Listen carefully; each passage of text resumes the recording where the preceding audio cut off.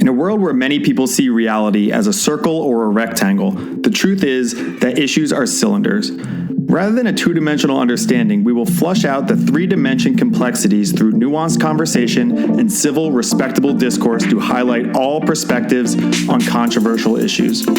I'm your host, William Roosh, a high school teacher who's trying to transform education as we know it.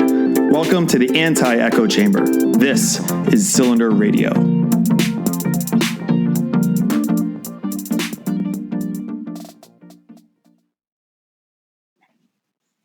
Hey, ladies and gentlemen, welcome to Cylinder Radio.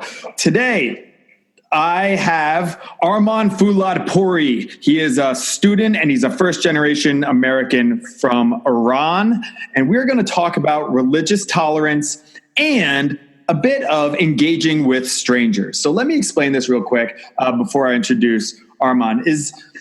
I go on social media, on my platforms on social media, and I engage with people who seem to be very polarized. And I get in the comment section, and I get people coming after me in the comment section, oftentimes calling me, a fascist or a libtard snowflake or something.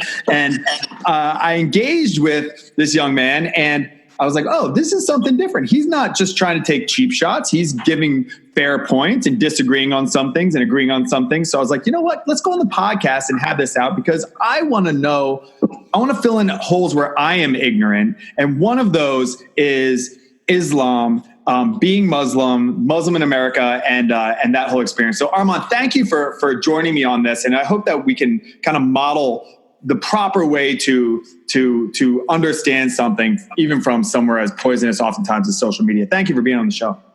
Yes, it's a pleasure. So just give us a little bit of your background, who you are, how you ended up here on this show, essentially, and then we can get into the ideas of religious tolerance. All right. So my name is Arman, and I was born and raised in San Diego. I lived here all my life, and my family's from Iran, and I actually have a lot of exposure to Iran. I've traveled to Iran many years, and pretty much I started following you on Instagram because I pretty much find your content very interesting, and you give really good insight on issues and of life and everything. And I saw a very fast. So pretty much I saw your post on. I saw your post on Ilhan Omar and anti-Semitism, and you gave a pretty interesting perspective. I believe it was on that. And do you remember what it was? I don't remember what the perspective was. Do you remember? I think it was something about that. And I pretty much responded and gave my inputs, and we had a very fascinating conversation, and we agreed to have a conversation on the show as a result. So. Mm-hmm. We're finally here, and we're going to talk about religious tolerance, Islam, and anything. And I'm free to give my inputs on these issues. Yeah, thank you, Jonathan Haidt, who I'm a huge fan of. He is a psychologist, and he says that the human brain is a story processor, not a data processor.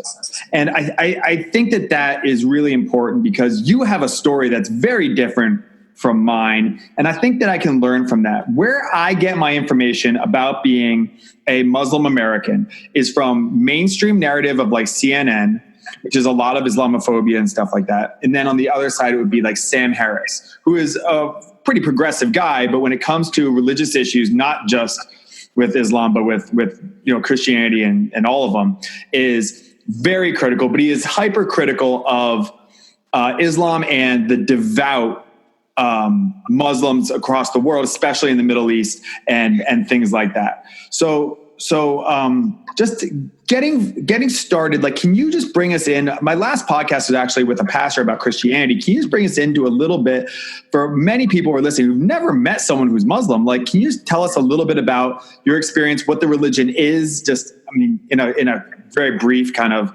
in a nutshell, essentially? Yes. Basically, Islam, first of all, I am not extremely religious myself, but I've read a lot about Islam, and I've raised in a Muslim family. So in a sense, I'm a cultural Muslim kind of. So Islam basically is the third Abrahamic religion after Judaism and Christianity. And it was pretty much came in the 7th century from the Prophet Muhammad. And he pretty much preached the message of Islam. And eventually, so pretty much Islam is pretty much like the belief,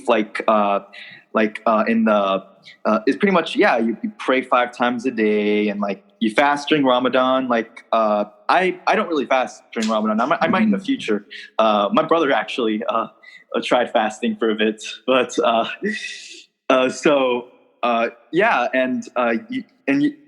have it's pretty much the same belief in the 10 Commandments as in Judaism and everything, and so it's pretty much the similar values to Judaism and Christianity, and except with a few differences. For example, doing the Hajj, the pilgrimage, and like not eating pork. Not eating pork is similar to Judaism, but in Christianity, there's no restriction on pork. Right. So it's like that. On one hand, we have very devout followers, and on the other hand, we have extremists. Throughout the Islamic world, there are many extremists who take a very literal interpretation of the Quran and Hadiths, and that is where people like Sam Harris are critical of like the fundamentalists of the fundamentals of Islam and everything. And that's actually where I first saw Sam Harris was when it's very famous now, you can find on YouTube, where he and Ben Affleck got into an argument. Oh yeah, I saw that one. It's pretty good, but it's very fascinating because it's like Sam Harris is just equipped. He's like one of the smartest humans on the planet, probably. Ben Affleck is Batman. So you just what he gets into is that the extremists. Because there's Islamists and there's the jihadists and there's like the different levels, like there is with a lot of other like religions of like different, how seriously you take it, I guess is the way that he says it.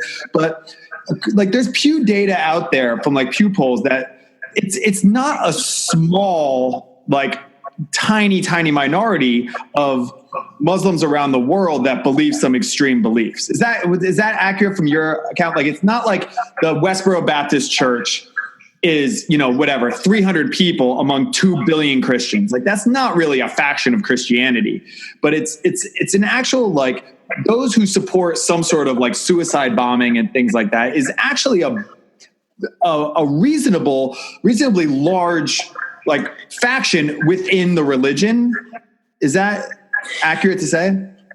Well, I've looked at these Pew Research polls and everything. Mm-hmm. The sad truth is that we still have many people who believe in these extreme ideas. And, so we have varying percentages of people believing in various interpretations of Sharia based on my research on the Pew data. Mm-hmm. While the majority of Muslims indeed believe in the Sharia and are devout Muslims, the vast majority of them do not believe in violent acts of jihad. That is a minority, like I'm guessing like 10% based on what I've seen. Like in some countries it's more though. In Iran, we're actually not among the most extreme Muslims. Like our regime is pretty fundamentalist, but like if you go to neighboring Pakistan, let's say, like they have there's much more extremism and tribalism. Apart from religious extremism, I think one major factor is tribalism. Like in whether Afghanistan, Pakistan, or whether down in Somalia, like we still have a lot of cultural tribalism. So I think that is somewhat in line with religion, but also has to do with like the environment outside. Is this like Shiites and Sunnis? Is that like part of it? Like even within Islam, like the tribalism within them? Is that what you're talking about? Kind of. Like in Iran, we're a majority of Shia country. Okay. Like Iran became majority Shia after the Safavid dynasty. Pretty much Shah Ismail, pretty much as a result, it was really as a result of the fight with the Ottoman Empire, because the Ottoman Empire was Sunni Muslim, and Iran before the Safavid dynasty was majority Sunni. So Shah Ismail decided to convert Iranians to Shiism. And so we saw this forced conversion to Shiism, and we saw many many religious people coming in from religious Shia imams coming in from Arabic-speaking territories into Iran, and they pretty much helped spread the Shia faith, and anyways, Shia Islam is different from Sunni Islam. Sunni Islam believes that Abu Bakr, who Muhammad is said to have appointed, is the legitimate successor. But in Shia Islam, we believe that Ali, which was the fourth caliph, is the legitimate successor to Muhammad, and it's in opposition to Abu Bakr and Omar and everything. So that's almost like Pope in Catholicism, like Jesus passed the keys down, like that kind of idea. So this is just so far out of my world of understanding, like what we get. And I'm saying like we, like just a lot of just like white people in America get about Muslims is just what is shown on CNN. And it's so hard. It's just like all Islamophobia. And one of the things that Sam Harris says that I think is important is like, you should be able to criticize bad ideas and not lump it all together with, it's like if a black dude, does something bad to you, you don't say that black people are bad. You say, Bob, who did that to me, is bad, or you can criticize bad ideas and bad people without criticizing an entire group of people. But when you put this idea that like you can't say anything bad about Bob because he is black or because he is trans or because she is whatever, that's where we get into some trouble. And I want to be able to criticize, like, where in Iran, is it similar to Saudi Arabia, where like women are limited in what they're allowed to do as far as like driving and things like that? Culturally, Iranians are actually more open, as people are more open to these things than Saudi Arabia. Like Saudi Arabia, it's only for the past few years that we've seen these things happen. Yeah. Like in Saudi Arabia, we have the Wahhabi form of Sunni Islam, which they have helped spread with the help of our oil money, and they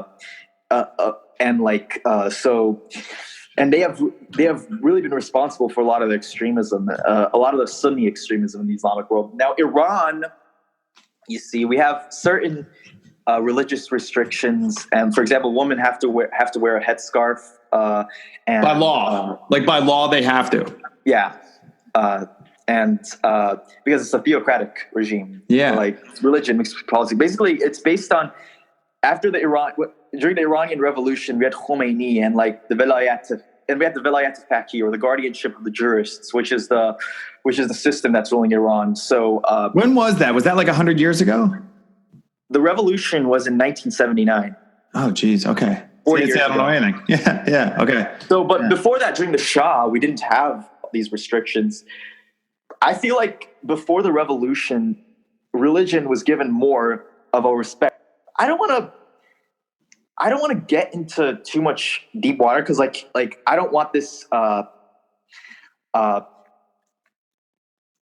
we might I'm worried that let's keep it in the. Okay. Yeah, no, I understand. Well, this gets to the crux of what the issue is of religious tolerance and stuff. But like the fact that even in having this discussion that you just all of a sudden, I saw it in your face, you were just like, uh-oh, wait a second. Am I saying too much? What's going on? I don't want to put anything at risk. That's scary, Arman. Like that's a scary thing for Americans to think like. And then what we do is I think we go, okay, well, whoever is making, a 19-year-old dude in San Diego a little hesitant to be able to just talk about his experience, that's something bad that we need to fight against. And I think people jump on that idea, and that's where people start saying whatever they're doing is bad. These are bad people. These are bad ideas. Blah blah blah blah blah. And then it becomes this idea. It becomes bigger and bigger and bigger, and that leads to I'm not tolerant about these ideas because these ideas lead to this kind of stuff. Do you know what I'm saying? Yeah, exactly. Like we have this. Tolerance is still a main issue today in this world. Like there's. In America, we have a lot of polarization of topics. Like on Islam, we have one extreme which says that Islam and Muslims are one and the same, and they're all a problem, and that we should not allow any Muslims in America. And then we have the other extreme, which says that that there's nothing wrong with Muslims world, and that Islamophobia is only the problem, and that and they overlook the problems in the Islamic world and within Islam and Islamism today. Right, and they're both wrong. Like, it's just like anything else that's polarized. That's not getting us to the point. So what do we do from here? So, like, how do we move on from here to because in America, because of the First Amendment, we can combat bad ideas with better ideas. Yes. But around the world, like, how do we interact with countries? Like, now, who knows? We might go to war with, the country that your parents are from. And you have the Trump administration is on a brink of has been on the brink of war with Iran. Thankfully, they have slowly went back and said, for now, the missiles. But there were some Republican senators who would have supported a war, who supported a military strike. So I even saw, what's funny, Arman, is I even saw liberal, like, Democrats saying, like, "Oh, this makes us look weak." It's like, wait, you're a war hawk now? Like, there are many so-called liberal Democrats who are praising Trump for their strikes on Syria and and now they're saying on some of them on CNN that Trump should follow in with his order and obey the Pentagon. Well, the Pentagon war machine, the same thing liberals were criticizing under Bush, like, that is, like, I am a liberal, like, I am on their side, yet there are many liberals in their quest to oppose Trump who are willing to be regressive and go against their principles that they originally stood for, This is why you and I connected, I think. This is where you and I are like one and the same. It's like Trump cures cancer and people say, "Oh, you're putting doctors out of work." And I don't like Donald Trump. Like, there's so many things about him as a human being. He embodies a lot of the characteristics of other people, people that I don't like. He's a liar. Like, he's such a liar and a fraud and corrupt and everything. We are so thankful to live in America. Where's the First Amendment and everything, and we can criticize the president. It's great that we have a free press and everything. And but at the same time, though, we should also do what's good for our country. Like, if the president, even if it's Trump, does something that might be a bit beneficial, we have to, then there's nothing wrong with supporting it. Like, I mean, when it comes to people supporting Trump, on one hand, we have people who are all like, he can do no wrong. Who are like, I didn't want Hillary Clinton to be president. And there, like, many people, working class in America, many of the white working class in, like, Midwest, like, they had no choice but to vote for Trump because they saw Hillary Clinton as a worse option. And there are also many conservatives who have no other choice but to support Trump because they view Democrats as a bigger enemy. On the other hand, we have avid Trump supporters who are willing to defend Trump and everything he says. No matter what. So we have these people, and we also have social justice warriors on the left who are very regressive and do not and are silencing free speech. So we have two extremes here. Yeah, no, I agree 100%. And that's, why I'm glad to have you on the show and have this conversation, because this is where we can line up. And, I was born in Pennsylvania and you were born in California. My family is, been American for since 1700s. Your family's been in Iran, the Middle East. Like, doesn't matter. We see that what's happening now with this polarization is bad. It's a bad idea. And we need to combat this polarization best we can. That's what this show is all about. Getting back into the idea of religious intolerance and a little bit about Islam and Arman, like, anything that makes you uncomfortable to talk about, I get it. I mean, so please don't. The issue is my safety, really. Yes, I hear you, and I don't want that to be jeopardized. But when it comes to, one of the things Sam Harris has said is, he says, Muslims who don't take the religion very seriously are not a problem for blah, blah, blah. And when he said those words, it rubbed me the wrong way, because I felt insulting to say, like, you don't take your religion seriously, because religion to me seems like a very serious thing. But maybe, is that an accurate way to put it? Like, when it says, like, kill apostates or something like that, well, I'm not taking that seriously. And there's stuff in Judaism too, or Christianity. Like there's some, there's stuff about like shaving your beard and growing crops of this kind and not doing this. It's like, well, I don't take that seriously. Maybe that's the best way to put it. What are your thoughts on like that kind of rhetoric about the religion? Sam Harris is an interesting figure. He's part of the New Atheist movement, along with Christopher Hitchens and Richard Dawkins and this other person. And so they are known as the Four Horsemen of the New Atheist movement. And Sam Harris has become recognized for his comments on Islam and everything. And he's very... I personally don't really agree with Sam Harris's approach, okay? Because when it comes to his ideas on Islam and religious tolerance, like I agree that many Islamic fundamentalists quote from the Quran and hadiths, and they're indoctrinated with that. But the question is, why are we seeing these interpretations in Islam in the first place? Like he fails to realize.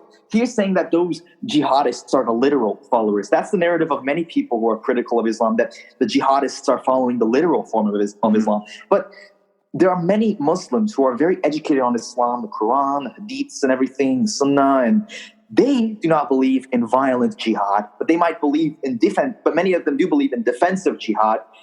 But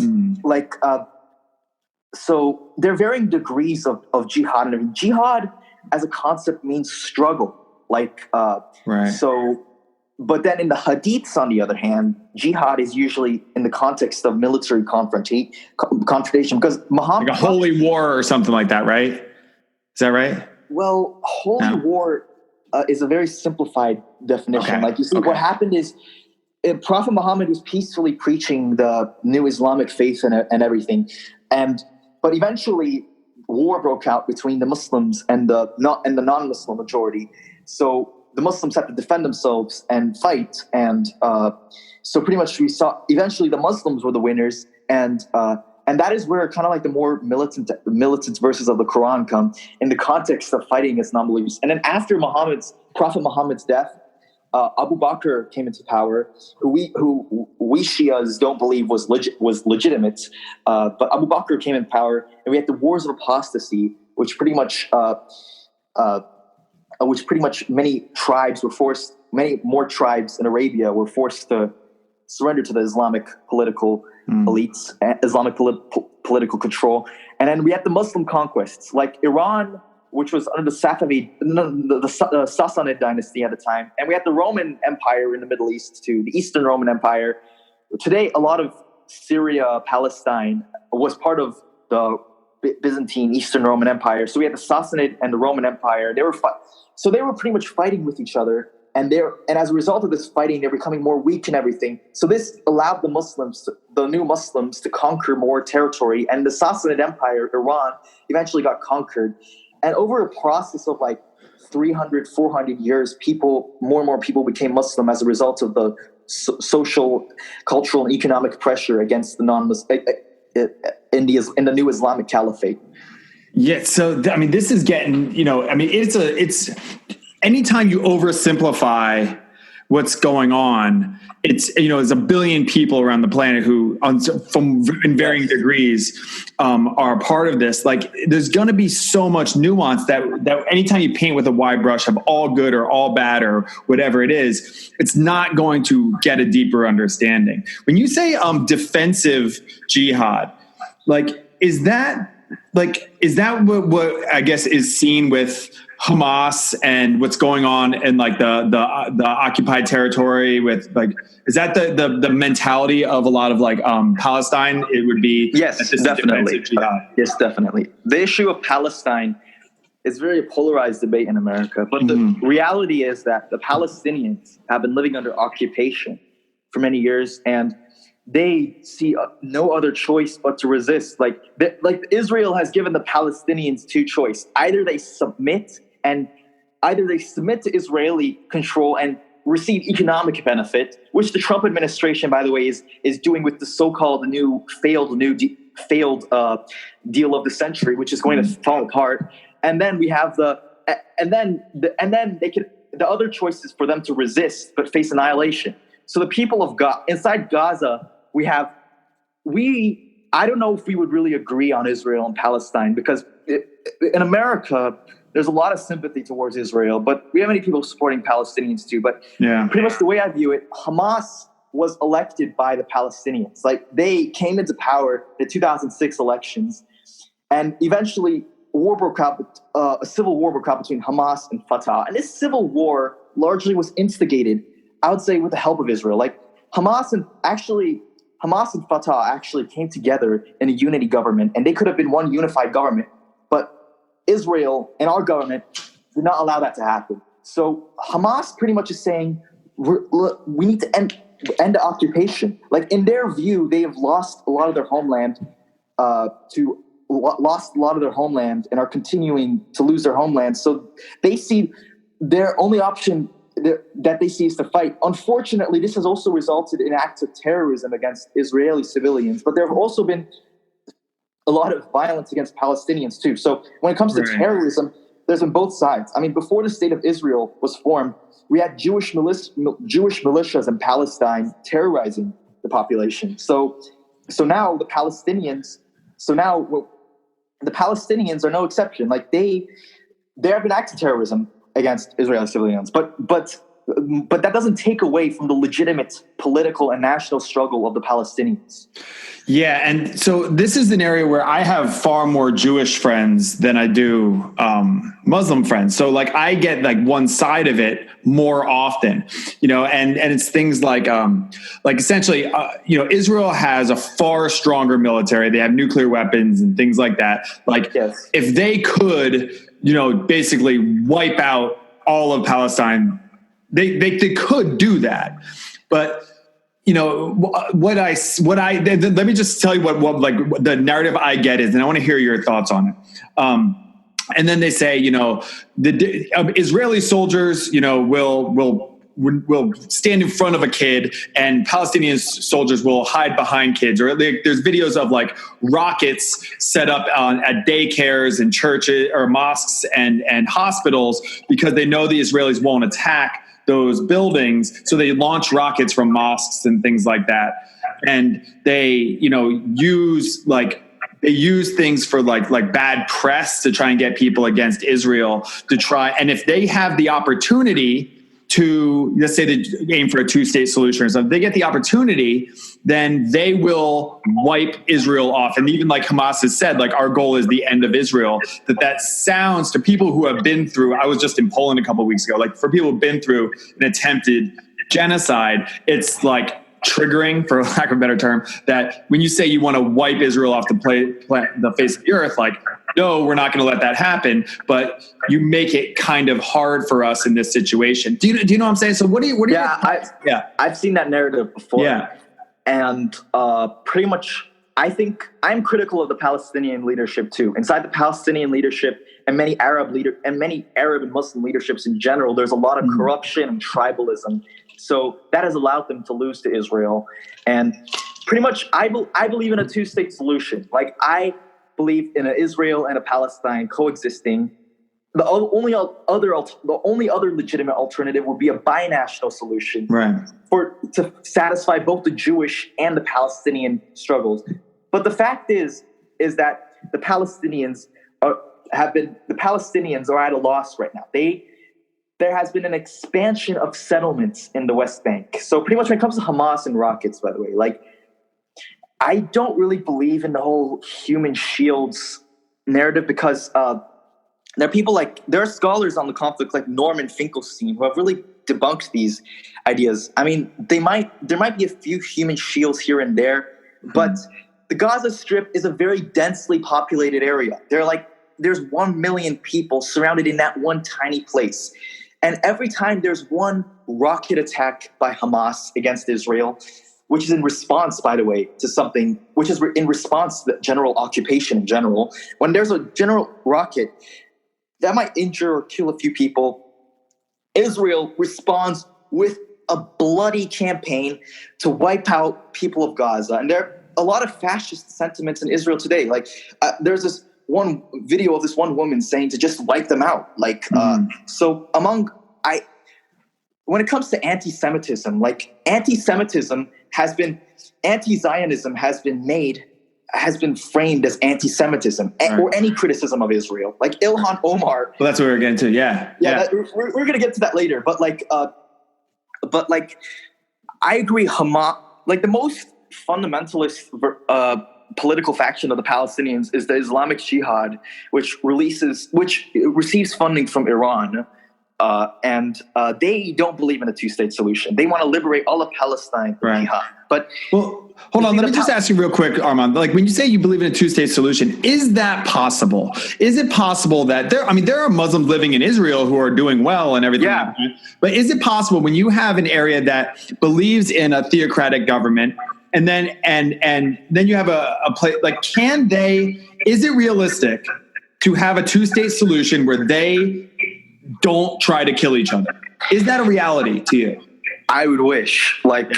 Unfortunately, there is a lot of religious tribalism, but the Palestinians actually, compared to some of the other neighboring populations, are among the least fundamentalist, the least fundamentalist Muslims. At least that is true for the history of Palestine and everything. Like, you see, before the Zionist project in Palestine and during the Ottoman Empire, Palestine was a part of Greater Syria. Like, there are some supporters of Israel who will be all like, oh, they're all the same, Palestinians, Jordanians, Lebanese, they're all the same, so they don't deserve their own state. Well, that actually is an argument against Zionism, because there was already an indigenous culture and people in the land. So,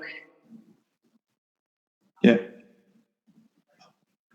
Oh, yeah. Okay. So pretty much I think Israel, while they do have security concerns, they also have their own ambitions to continue the occupation. And Hamas, in turn, responds to the occupation with violence, and Israel responds to Hamas with even more violence. That is pretty much the conflict. And I think a two-state solution can be possible if both sides recognize the nationalist aspirations of each other and the history of each other.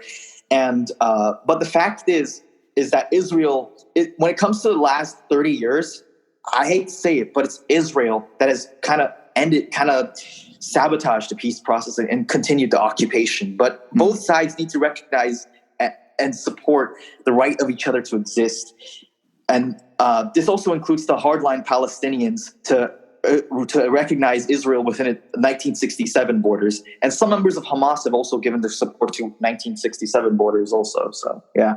Yeah, I mean, I don't think you and I here are going to solve the peace in the Middle East, but I think it's good to just try and get the other narrative, because I don't know. I think it is getting like some equal play, like especially like we can get to like Ilhan Omar and Rashida Tlaib and stuff like that, because there is representation now in our American government from that kind of anti-Israel, or pushing, at least challenging, America's support of Israel, and like a mainstream narrative now, which gives him a more robust kind of, I don't think anything, even something like, puppies and rainbows are great. I think you should always provide some sort of pushback so that we get a full understanding of what's going on. So what are your thoughts on the stuff like the anti-Semitism claimed anti-Semitism of things like about supporting Israel? Is calling something anti-Zionist, is that anti-Semitic?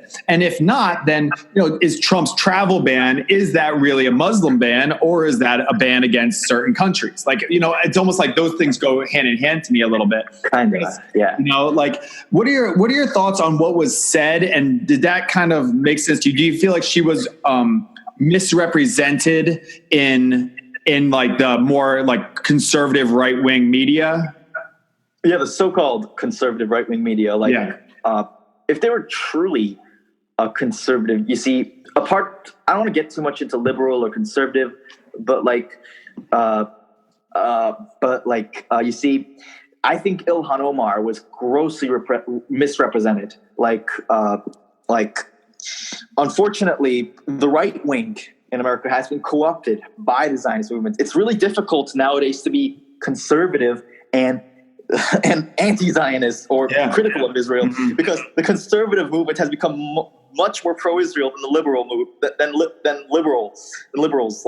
But I think Ilhan Omar all she's saying is, look, we have a lot of lobbying by AIPAC, and we have this and we have essentially our politician being bought by Israel and supporting their policies, even when it comes to detriment of peace. Like, so all Ilhan Omar is saying that, look, we need to reconsider this Israel AIPAC lobby and kind of change the way our approach. And now many people are calling her an anti-Semite, and they're comparing her to like actual anti-Semites, like neo-Nazis who are actual anti-Semites. But like Ilhan Omar and Rashida Tlaib, all they're saying is, look, the Palestinians deserve our support too, and we can't really have this disproportionate shift towards Israel. And that kind of ties into Sam Harris too, because Sam Harris is, as a result of his hatred of Islam, he's pro-Israel. Yet in Israel, we have a lot of fanaticism and extremism too. Like, and that doesn't, just because there are many fundamentalist Muslims and or some of the Palestinians in Gaza might be fundamentalist, or Hamas might be fundamentalist, that doesn't mean Israel's attacks are necessarily justified, at least on a moral basis. They say it's morally justified, but what they have clearly done is not really moral. You know what I'm saying? Yeah, I think that one of the things that I believe, and I don't know, maybe I'm naive here. I mean, I'm a school teacher. I always think like, oh, let's just love each other. But I really think that if like Ilhan Omar came out and made a statement like, look, the Jewish people, and maybe she did and I didn't see it, but like essentially like, look, Jewish people have been through a lot of hardship. I understand why they, feel like they need a place to call home because they didn't have one and because of blah, blah, blah, blah. And, and it's got to be really hard for them because they're surrounded by people that hate them and want them to disappear. And like, it's almost like, I wish that happened more just in general, is people could come out and be like, you know what, Donald Trump is, like, I don't necessarily agree with the guy, but, I think he believes in what he's doing and he thinks that it's good, or, whatever. Or you say to the other side, I think that like AOC is, she really is trying to fight for the common man and work hard. Like, what I don't think you lose out, and this goes back to kind of eventually wrap it up, is back to our initial topic of religious tolerance, is I don't think you lose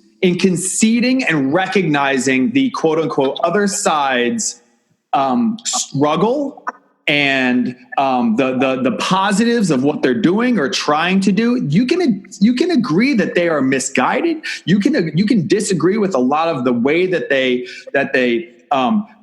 act, their actions toward a goal. But I think recognizing some sort of good intent is really important in trying to bridge that gap. I think it would be harder for the conservative, strong Zionist crew to say Ilhan Omar is an anti-Semite if she just made a statement that is as clear as day of, you know what, to the Jewish people out there, I have your back. We might disagree on some borders and some imaginary lines and stuff like that, but like at the core of it, I understand where you're coming from and it's really hard and we should work together. Do you know what I mean? And like, I don't think that that's the way politics plays, but that's what I'm trying to promote here, is essentially what I'm looking for. You see, I don't think that would make so much of a difference, because Ilhan Omar has said that she supports a two-state solution, and that she even said the creation of Israel was justified at the time of World War II, as a result of World War II and the Holocaust, which I would say is somewhat justified, like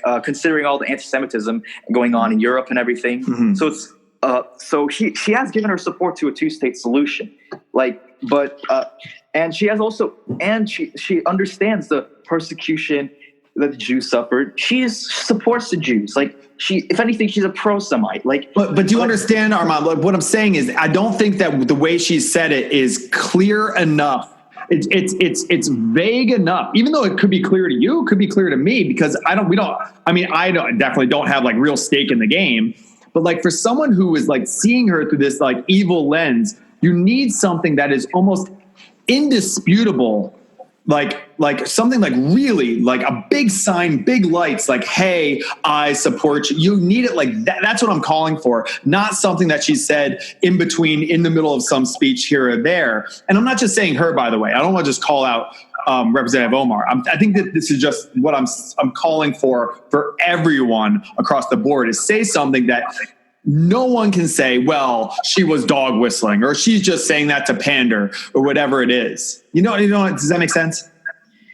Yeah, I think if she made a clear statement, I mean, that might turn some heads. Maybe it wouldn't. It's a pipe dream. Yeah. Yeah, I know. But we do have to wrap this up. But I would like to maybe continue the conversation in a future episode or something. I think that we got somewhere. You know, I think that there's at least some sort of discussion here, especially about Islam and just representing also how, you know, you can talk to someone through social media, through the technology that we have, and then engage in a conversation. It doesn't have to be on a podcast. You know, if I didn't have this podcast, you and I could have just called each other on the phone, and I learn from the other side from you, you know, and I think that that's really important. Whatever the issue is, you know, call up someone, meet someone go to a polarizing social media page, go into the comments, call someone, and then send them a DM to be polite, and then like try to engage. If you don't know what it's like down in the border, or you don't know what it's like to be a cop, or you don't know what it's like to be anti-cop, like reach out and talk to people and you'll learn a little bit. And I could have this conversation if I didn't have to go pick up my kid from school. We could have this conversation for 5 hours, man. Definitely, yeah. I mean, I think that's something. So do you want to, anything that you want to share or direct people towards, or any last statements before we have to stop recording? So, yeah, I encourage you, my audience, to check out my blog. It's called Arman's Take. I'm currently working on a next topic for that. And, though I've kind of left it for a little bit, but I have one substantial article on the situation in Syria, and there will be more articles coming there in the future. Currently deciding on a next topic though. So it's called Arman's Take. Where do they see that? How do they find that? Arman's Take. Blogspot. Blogspot. You know, Google Blogspot. So yeah, Arman's Take. Okay, and I'll put a link to it in the Instagram and Facebook description. It's actually in the Instagram discussion. armanstake.blogspot.com. armanstake.blogspot.com. Okay. Yeah. Arman, thank you so much for doing this, man. I really appreciate it. And I hope that it gave people at least a little bit of insight who might have never met someone who has family in Iran, and everything. Iran's obviously in the news a lot right now, and just to put like some humanity behind, you know, the word in the country and stuff like that, I think is really important for us. So thanks for being here, man. Yes, it was a pleasure. Very fascinating discussion. Cool. All right. Take it. This has been Cylinder Radio. The success of this podcast and the educational revolution that I hope you will be a part of is dependent on those who find value in it. Please take a few moments to review us on iTunes so the show is more easily found. If there was a perspective on today's topic that was not highlighted in this episode, or you have an idea for an episode topic that you want to understand more deeply, please email us at cylinderradio@gmail.com. Follow me on Instagram @WillRusch. WILLREUSCH. Thank you for your support, and I look forward to the next one.